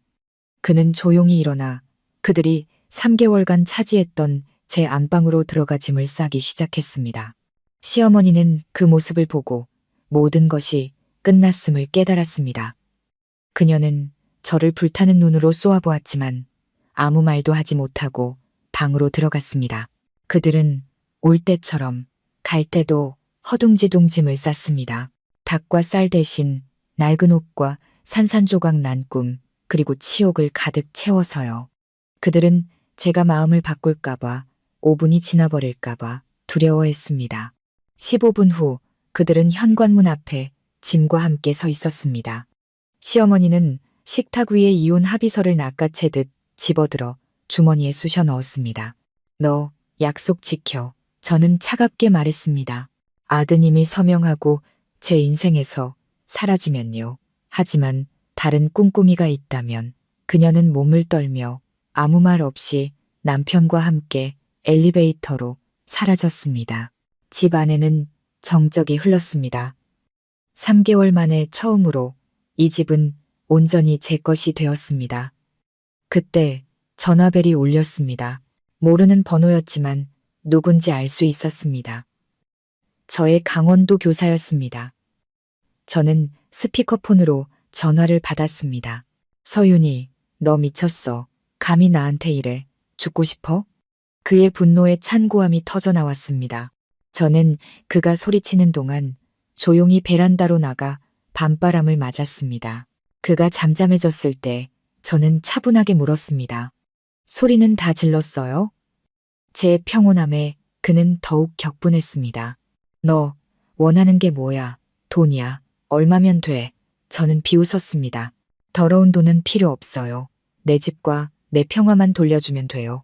이혼 합의서는 어머님이 가져갔으니 거기에 서명이나 하세요. 그가 협박하듯 소리쳤습니다. 네가 감히 유라 아버지께 그 영상을 보내면 내가 너 가만 안 둬. 저는 눈을 감고 시원한 바람을 즐겼습니다. 협박이 아니라 선택지를 주는 거예요. 서명하든가 아니면 당신이 그토록 원하던 인생 역전의 기회를 영원히 잃든가. 수화기 너머로 그가 무언가 꿀꺽 삼키는 소리가 들렸습니다. 그리고 전화는 끊겼습니다. 저는 오랫동안 베란다에 서 있었습니다. 그리고는 집 안으로 들어와 그들이 머물렀던 안방의 모든 것을 치우기 시작했습니다. 침대 시트, 베개, 이불을 전부 걷어 큰 봉투에 담았습니다. 다음 날 아침 저는 그것들을 모두 태워버릴 것입니다. 그들의 흔적을 단 하나도 남기고 싶지 않았습니다. 벽에 걸린 결혼사진도 조용히 내려 벽을 향해 뒤집어 놓았습니다. 이제 과거는 묻어야 할 시간이었습니다. 다음 주 저는 속달 우편으로 소포 하나를 받았습니다. 안에는 그의 서명이 담긴 이혼 합의서가 들어 있었습니다. 사과도 변명도 없이 차가운 서명 하나로 우리의 3년간의 결혼과 3개월간의 악몽은 끝이 났습니다. 그 USB는 결혼사진과 함께 옷장 깊숙한 곳에 넣어두었습니다. 복수하고 싶었던 것이 아니라 제 자신을 지키고 싶었을 뿐이니까요. 하지만 인과응보는 제가 원하지 않아도 그들을 찾아갔습니다. 나중에 수진이를 통해 들은 소식에 따르면 민준의 큰 사업은 처참하게 실패했다고 합니다. 회장님은 바보가 아니었고 유라 씨 역시 자기 아내를 잔인하게 속인 남자를 받아줄 만큼 어리석지 않았습니다. 민준은 직장에서 쫓겨나고 애인에게도 차였습니다. 부마의 꿈은 산산조각 났습니다. 시어머니의 외국행 꿈도 시골의 낡은 집에서 동네 사람들의 손가락질과 함께 영원히 멈췄을 것입니다. 저는 그 소식을 듣고도 아무런 감흥이 없었습니다. 그저 평온했습니다. 그들은 스스로 그 길을 선택했고 스스로의 행복을 파괴한 것이니까요. 저는 그 아파트를 팔고 더 작지만 조용한 동네에 새로운 보금자리를 마련했습니다. 베란다에는 제가 좋아하는 부겐빌레아 화분을 들여놓고 작은 티테이블을 두었습니다. 오늘 오후 시원한 바람이 붑니다. 저는 따뜻한 제스민 차를 마시며 창밖에 분주한 사람들을 내려다봅니다. 폭풍은 지나갔습니다. 내일이 어떻게 될지는 모르지만 더 이상 두렵지 않습니다. 푸르고 높은 하늘을 보며 저는 무한한 자유를 느낍니다. 마음 쉼터 가족 여러분, 오늘 이야기에 대해 어떻게 생각하시나요? 여러분의 생각을 아래 댓글로 남겨주세요. 그리고 구독과 좋아요, 알림 설정도 잊지 마세요. 여러분의 마음에 작은 쉼터가 되기를 바라며 다음 이야기로 다시 찾아뵙겠습니다. 감사합니다.